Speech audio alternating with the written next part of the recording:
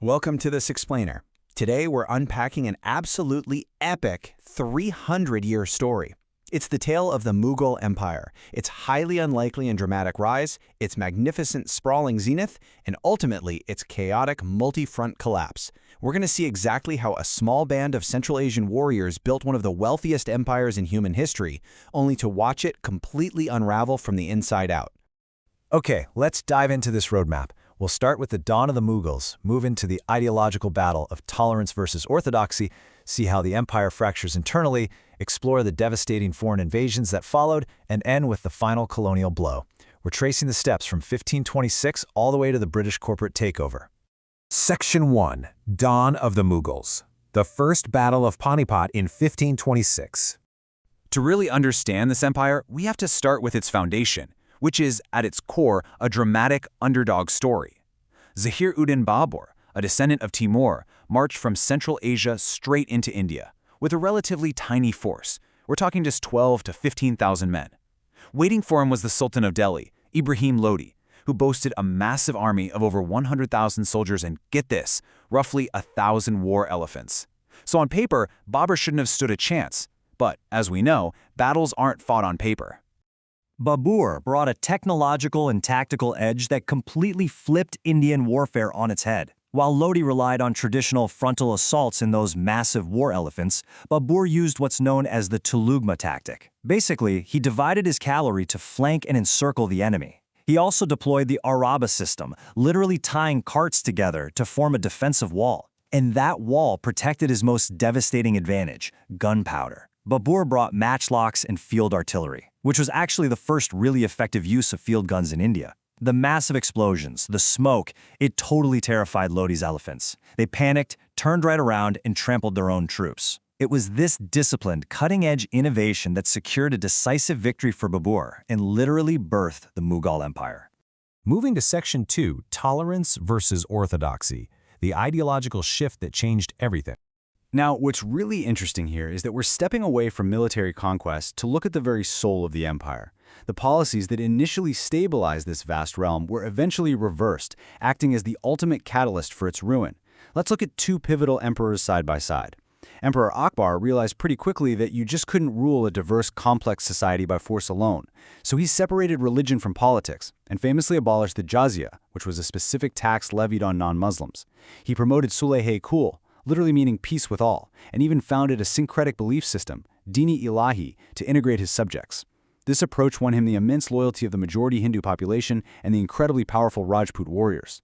But skip ahead to Emperor Aurangzeb. His rule was based on strict Sunni Islamic orthodoxy, and he completely reversed Akbar's inclusive policies. Aurangzeb actually reimposed that jizya tax, destroyed prominent Hindu temples like Vishwanath at Varanasi, and persecuted Shias, Sufis, and non-Muslims alike. So while Akbar built bridges, Aurangzeb's rigid policies deeply alienated the masses. Section 3. The empire fractures internally. Rebellions and overextension. Aurangzeb's religious intolerance wasn't just some abstract social issue. It directly ignited massive political and military pushback. It left the empire bleeding from multiple self-inflicted wounds. First off, you had the fierce Marathas down in the Deccan, led by Shivaji and later his son Sambhaji, engaging in this relentless rebellion. Over in Rajasthan, former loyalists, the Rajputs, revolted under leaders like Ajit Singh and Durgadas after Aurangzeb started interfering in their successions. Up north, following the execution of Guru Tegh Bahadur, the Sikhs formalized their own military order, the Khalsa Fauj, and fought heavy, major battles against Mughal forces. Throw in the Jat and Satnami revolts, and you've got this overwhelming, multi-front chaos that utterly drained the Mughal military and treasury. And this brilliantly illustrates just how staggering the scale of this disaster really was. Historian Stanley Wolpert describes Aurangzeb's 27-year Deccan Wars against the Marathas and others as a Pyrrhic victory. It cost an estimated 100,000 lives a year in its final decade. Think about that for a second. Just moving the emperor's capital around required feeding 500,000 camp followers and 50,000 camels. It literally stripped southern India of its wealth and grain, causing massive famines. By the time he died in 1707, Aurangzeb left behind an empire that was utterly exhausted and completely bankrupt. Which brings us to Section 4. Devastating foreign invasions. Smelling blood in the water. So with the empire rotting from the inside, stripped of its wealth and bogged down by internal civil wars among Aurangzeb's successors, opportunistic foreign powers realized the gates to Delhi were basically wide open. In 1739, the Persian ruler Nader Shah of the Afsharid dynasty swept right in. At the Battle of Karnal, the Mughals' absolute failure to modernize became painfully clear.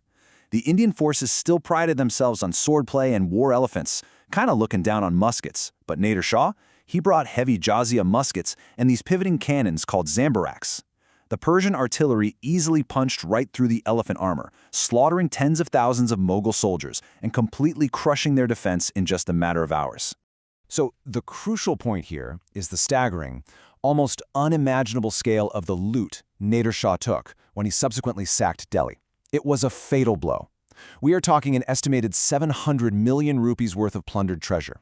To put that into perspective, he walked away with the legendary Peacock Throne and the world-famous Koh-i-Noor diamond. The haul was so massive that Nader Shah actually stopped taxation back in Persia for 3 full years after his return. Unbelievable, right? And unfortunately, the bleeding didn't stop there. Nader Shah's invasion was quickly followed by repeated incursions from the Afghans under Ahmad Shah Durrani. Through the 1740s and 50s, Durrani launched these devastating campaigns, securing crushing victories over the Mughals at places like Lahore and Manipur. These Afghan invasions brought even more plunder and completely evaporated whatever tiny shred of authority the Mughal emperor had left in the north. Finally, we arrive at Section 5, the final colonial blow, a corporate takeover. Let's move to 1757 and see how this all builds to a climax. With the Mughal central authority totally hollowed out, this massive political vacuum opened up in the Indian subcontinent. And stepping into that void wasn't another traditional empire, but a European corporation, the British East India Company.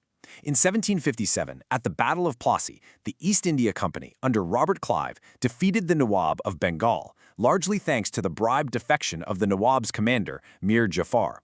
A few years later, in 1764, the Battle of Buxar proved even more decisive. The British defeated a combined force that actually included the Mughal emperor himself, Shah Alam II, and this culminated in the 1765 Treaty of Allahabad. This treaty was the ultimate death knell. It legally granted the East India Company Diwani rights, which was the right to collect taxes directly from the incredibly wealthy Bengal region on behalf of the emperor. Basically, the corporation was now the state. Which leaves us with this final, lingering thought.